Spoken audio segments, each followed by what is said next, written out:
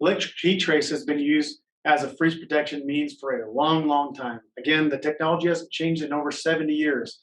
Here is an application where we have self-regulating heat trace attached to a pipe.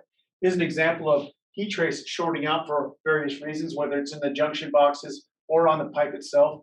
Poorly insulated valves and actuators, heat trace not properly attached to a valve itself, insulation removed for repair purposes and not put back on properly, and people using this for a step stool when they got to stand up on top of something. When that insulation is damaged, it's never going to work properly. Heat trace just can't work without a proper insulation system. And the second that insulation system is compromised, the heat trace no longer works properly. Here's some of the horror stories I've seen over my 25 years in the industry. Insulation, again, it's damaged and compromised on the end. There's no possible way that moisture can't stay off of that insulation. Insulation removed or just plain worn out over time. And then on the top here, some homemade solutions.